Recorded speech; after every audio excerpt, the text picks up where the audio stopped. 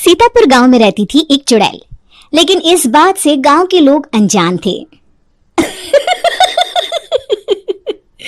जब तक पूरे गांव की एक एक औरत के गहने मेरे पास नहीं आ जाते, मैं इस गांव को छोड़कर नहीं जाऊंगी, चाहे इसके लिए मुझे लोगों को गायब ही क्यों ना करना पड़े। दूसरी तरफ गांव की औरतें बात कर रही थी। अरे सुन रही हो, ये देखो मैंने कल ही नया हार बनवाया है सोने का, कैसा लग रहा है? बहुत ही अच्छा। अच्छा है ना, पहले तुम पहनो, फिर शादी में अपनी होने वाली बहू को दे देना। और क्या, सोने चांदी का यही तो फायदा है, जितना पुराना उतना महंगा। लेकिन एक एक पैसा बचाकर ये लेना सच में बहुत मुश्किल हो रहा था मेरे लिए। तभी वहां पहली का पति आ जाता है। गांव में एक औरत के घर के सोने के सारे गहने चोरी हो गए। लोग बातें बना रहे कि गांव में कोई चोर घुस आया है जो घर की कोई चीज को हाथ नहीं लगाता, पर सिर्फ सोने के गहनों को ही चुराता है। अब तुम ना अपने ये गहने संभाल कर रखना। हे भगवान, ये क्या बोल रहे हैं?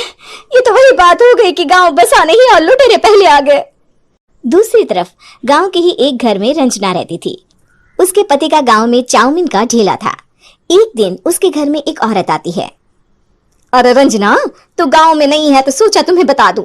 गांव में बात चल रही है कि गांव में एक चोर घुस आया है जो घरों के सोने के गहने चुरा लेता है। अरे मैं तो सिर्फ ये कान की छोटी सी बाली ही सोने की पहनती हूँ, बाकी गहने तो मैंने गांव के बैंक में लाकर रखे हैं। ये क्या होता है? ना बाबा ना, हमारे गांव की औरतें तो गहने अपने पास ही रखती है। जब कहीं जाना हो तो बस अलमारी से गहने निकालो और पहन लो। दूसरी तरफ एक औरत हाथ में टोटके वाली छोटी सी गुड़िया लेकर घर में चली आती है। अरे कोई है? घर की औरत है क्या? क्या है ये गुड़िया? ये कोई ऐसी वैसी गुड़िया नहीं है, ये जादुई गुड़िया है। इसको घर की अलमारी में रखना।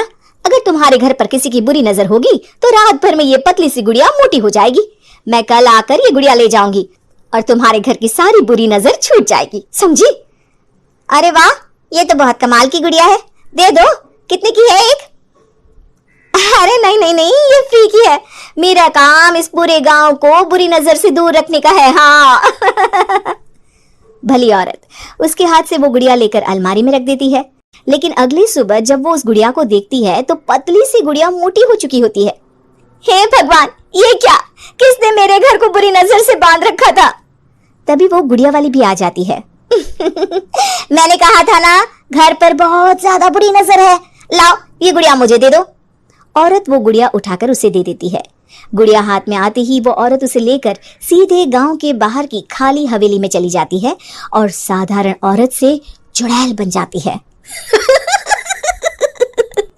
अरे पगली, गांव वाली इस गुड़िया के पेट में तेरे घर के सारे गहने हैं।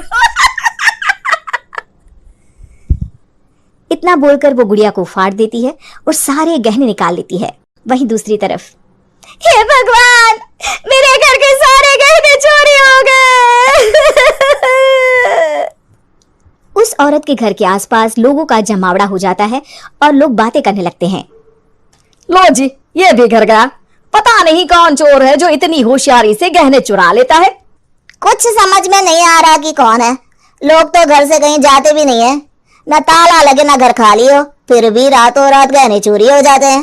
अरे हम तो कहते हैं लोगों को बारी बारी चौकीदारी करनी चाहिए, चोर को तो पूरे गांव वाले मिलकर पकड़ ही लेंगे। लोग बारी बारी घरों की चौकीदारी भी करते हैं, लेकिन चोरी होने का सिलसिला रुकता ही नहीं। फिर एक दिन रंजना के पड़ोस से भी रोने की आवाज आती है। अरे आज ही घर की बुरी नजर उतरी और आज ही सारे गहने भी चोरी हो गए। कैसी बुरी नजर? क्या हुआ था?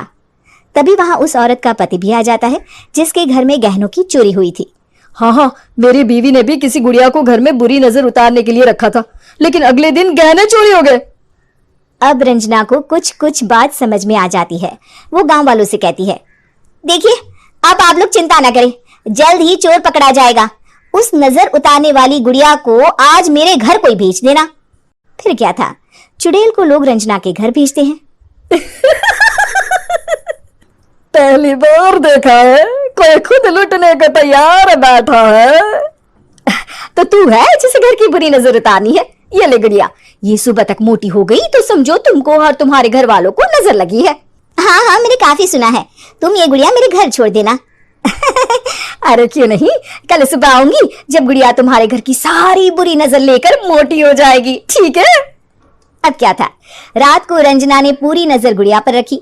वो अपने पति और गांव के कुछ लोगों को घर की खिड़की से घर के अंदर नजर रखने को कह देती है, और फिर जो नजारा सब देखते हैं वो हैरान करने वाला होता है। गुड़िया धीरे से अलमारी खोलकर बाहर आती है। अलमारी के सारे गहने लेकर घर में जहां जहां गहने होते हैं वो लेकर अपने मुंह से खा जाती है। वो जितने गहने खाती उतनी ही मोटी हो जाती और फिर अलमारी में बंद हो जाती है। गांव वाले डर के मारे वहीं बेहोश हो जाते हैं। लेकिन सुबह जब वो औरत गुड़िया लेने आती है, रंजना उसका सामना करती है। ये देखो, गुड़िया कितनी मोटी हो गई है। लगता है मेरे घर में बहुत लोगों की नजर लगी है। लाला, ये गुड़िया मुझे दे दे। अरे बहुत कीमती गुड़िया है ये। तेरे घर की सारी बुरी नजर मैं गांव के बाहर वाली हवेली में फेंक आती हूँ। शाम को फिर लोगों के घर इसे लेकर जाना है ना। इसमें तो मेरी जान बसती है, जान। रंजना गुड़िया को चुड़ैल की तरफ बढ़ा देती है, लेकिन फिर वापस ले लेती है और गुड़िया के हाथ मोड़ देती है। जैसे ही गुड़िया के हाथ मोड़ती है, चुड़ैल का हाथ भी मुड़ जाता है। अच्छा, तो ये वो गुड़िया है जिसमें तुम्हारी जान बसती है। अब सुन चुड़ैल, तेरी सारी हकीकत सबके सामने आ गई है। या तो गांव वालों के गहने लौटा दे, नहीं तो मैं इस गुड़िया की गर्दन मोड़ दूंगी। चुड़ैल डर जाती है। अरे नहीं नहीं, मेरी गुड़िया दे दो, मैं सबके गहने वापस कर दूंगी। ठीक है, अब भी जा और सबके सारे गहने वापस कर। चल निकल यहाँ से। चुड़ैल सबके गहने लौटा कर रंजना के पास आती है। ला दे मेरी गुड़िया रंजना, इसके अंदर के गहने निकाल ले, लेकिन गुड़िया वापस दे दे। लेकिन रंजना जानती थी कि जैसे ही गुड़िया चुड़ैल को देगी उसकी शक्ति वापस आ जाएगी। चुड़ैल, तू तो चुड़ैल ही रहेगी, ये मैं जानती हूँ। अरे नहीं नहीं नहीं, मैं गांव छोड़कर चली जाऊंगी, किसी को परेशान नहीं करूंगी, वादा करती हूँ मैं। लेकिन रंजना उसकी एक बात नहीं सुनती और गुड़िया का सर उसके शरीर से अलग कर देती है। चुड़ैल सर अलग होते ही गायब हो जाती है। गांव वाले रंजना के साहस और बुद्धि की खूब प्रशंसा करते हैं।